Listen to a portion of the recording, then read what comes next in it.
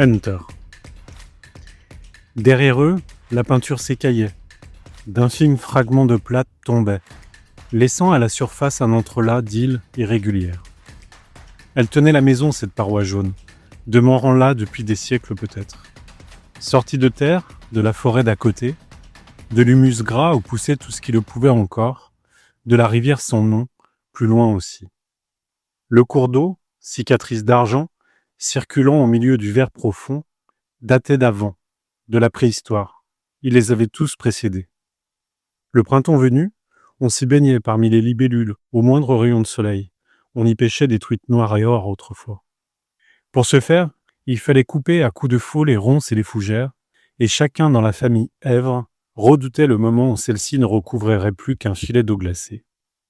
Plantée dans les bocages, la ferme, ce mot intimement de trimer et de se taire, de ne rien laisser ouvert de peur que l'inconnu n'y entre, et sa carapace d'argile protégeait vaillamment les occupants des insectes, de la pluie, du chaud et du froid. Mais elle aussi finirait par tomber. Ça prendrait des mois, des années encore. Et lui ne serait pas là pour voir ça. Peut-être l'avait-il déjà compris, car jusqu'à ce jour, Thomas n'avait jamais dit qu'il avait besoin de leur parler. Depuis quelques minutes, il meublait. Les doigts de maman pianotaient sur la toile cirée parmi les miettes. Elle n'avait pas eu le temps de débarrasser le pain, qu'il n'achetait qu'en ces larges miches à la croûte brune et épaisse, à la mie dense comme une ruche, posée en bout de table, sur la planche de bois à côté du couteau à dents. Le café, marc noir dans le broc de fer blanc bosselé, refroidissait. Personne n'y touchait. Heureusement, le poste de radio, oreille, langue et œil du monde extérieur, était éteint. On entendait le vent dehors, voilà tout. Lui aussi les avait toujours rejoints pour la révélation. Il allait l'emporter tout à l'heure, la faire se lever dans le ciel et la diffuser à tout le Morvan jusqu'au point culminant du Haut-Folin. Les animaux de la forêt sauraient. Les corbeaux gris et noirs le répéteraient aux sangliers. Les renards aux biches et les résineux et les feuillus garderaient la nouvelle en mémoire parce qu'ils gardaient tout.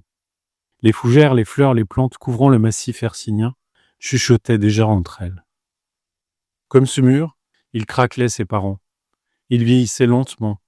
Des bouts d'ongles noircis tombaient de temps à autre. Des cheveux leur poussaient dans la nuque. Seul Thomas grandissait à vitesse grand V. Quoi qu'il arrivât après l'annonce, la cuisinière de fonte resterait là, inamovible, ancestrale, l'orâtre, un soleil. Dedans, de courtes bûches brûlaient. Au-dessus, l'eau chauffait pour rien. Les fagots venaient d'à côté. Des cèdres blancs, des châtaigniers, des hêtres, juste avant le sommet de la colline. Le père les avait coupés à la belle saison, comme au temps où les forêts de la région chauffaient les habitants de la capitale. Grâce aux amas, aux bourgeons, il repérait à l'humidité enfouie profond dans les cernes celui qui ferait trop de fumée et finirait par boucher la cheminée. En ces lieux, tout se préparait, se programmait. Les animaux surtout, plus délicats que des Formule 1. Avant chaque sortie, il fallait les examiner, repérer les premiers signes d'éventuelles maladies, tremblements, muscles noués, poils et laine qui tombent, pareil à leur retour au stand. Toute ferme renferme un laboratoire, avec chaque jour des dizaines d'expériences en cours. Seuls les candides de la ville ignorent cela. Pour faire joli, les pierres de calcaire et les moellons de granit de la chaumière avaient été recouverts de peinture.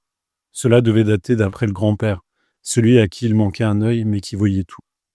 Quand Thomas était enfant, son seul nom suffisait à faire trembler la maisonnée. Dans ces coins-là, les vieux, écrasés par le fardeau de connaître ce qui avait été, vivaient sur place jusqu'au bout.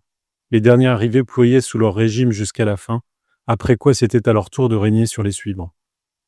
Sous le toit, au centre de la façade, une date du XVIIIe siècle était gravée sur une des pierres les plus volumineuses. Plus de 2 siècles et demi qu'ils vivaient là, les Èvres. Certaines nuits, on devinait les ombres des générations précédentes, les chaînes aux pieds. Le jeune homme, héros de cette histoire, ignorait d'ailleurs si, parmi ses ancêtres, quelques-uns avaient, au gré des époques, seulement tenté un jour de quitter les lieux. En 14, oui, pour aller au front, s'empaler sur les baïonnettes allemandes, mais de leur propre chef, peut-être jamais. Le grand-père, un autre genre de moine soldat, illuminé et totalitaire, avait régné comme un roc, un cap, une péninsule.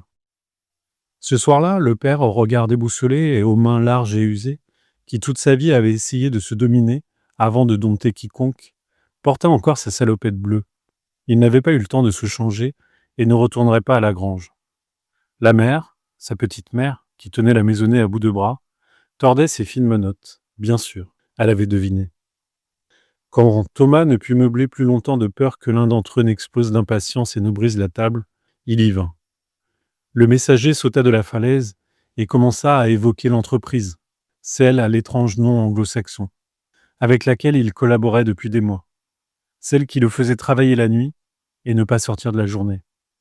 Il évoqua les importants emails qu'il lui avait envoyés, le contrat à durée indéterminée, arrivé l'autre jour par lettre recommandée à la poste, la puissance de leurs ordinateurs, le nombre d'employés et leur niveau.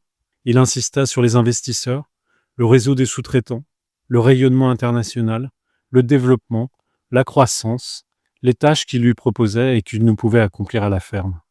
Ce n'était pas une question de matériel. Tout ça, il l'avait. Merci papa, merci maman.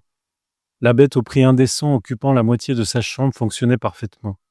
Mais de fibres, de câbles passant sous terre, de connexions, de débit et de coursiers qui ne viendraient jamais jusqu'ici chercher les clés USB cryptées qu'il remplissait de fichiers aussi lourds qu'inestimables. La scène, pitoyable et cruelle, lui faisait horreur. Le seul lexique les asphyxiait. Les mots de son monde entraient sans résistance dans leur chair et leur serraient le cou.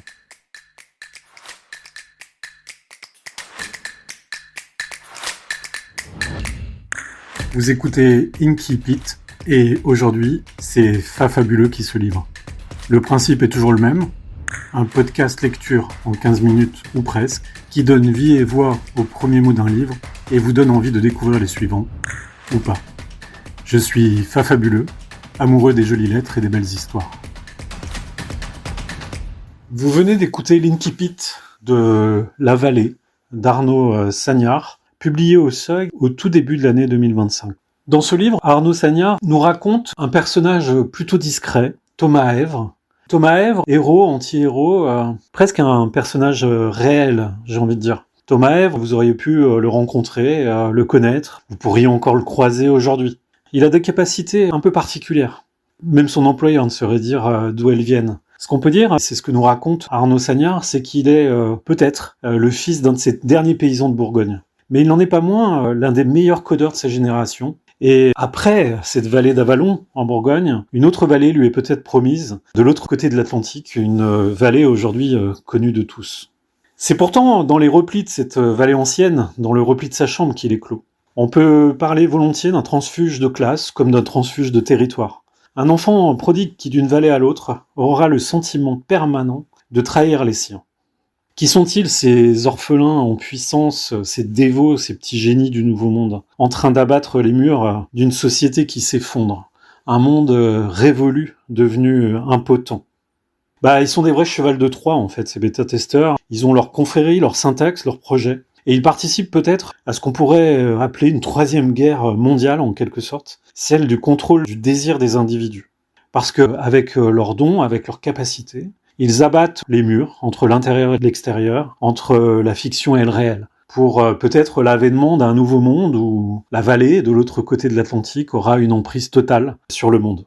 Arnaud Sagnard, pour nous décrire ce projet, a vraiment les mots justes. Avec ce titre si sobre, presque archaïque et prometteur, Arnaud Sagnard nous donne à voir notre monde, celui voué à l'oubli d'un côté, le premier, à une certaine vallée, ou celui à venir dans les confins des déserts californiens. Ces titres de chapitres disent notre langage commun le plus essentiel, le plus intégré, Enter, Reset, System, Exit. On pourrait presque rajouter la touche Error System. Parce que pendant que l'auteur nous donne à voir le nouveau monde, dans son projet le plus funeste, quelque chose retient notre héros. Il fait en même temps l'apprentissage de la vie et de l'amour. Quelque chose le retient et le fait dévier de son orbite. On est dans un roman si clairvoyant qu'il nous fait lire entre les lignes du code et de la vie. Le livre a la beauté d'un roman d'apprentissage d'aujourd'hui et l'évidence d'un roman de science-fiction sans en être.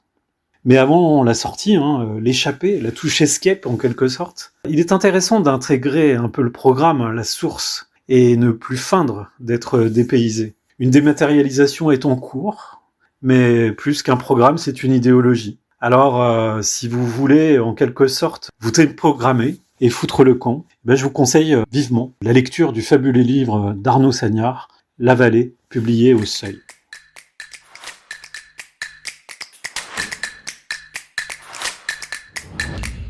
Merci de m'avoir écouté. Si ce podcast vous a plu, donnez-lui de l'amour, des étoiles et des commentaires.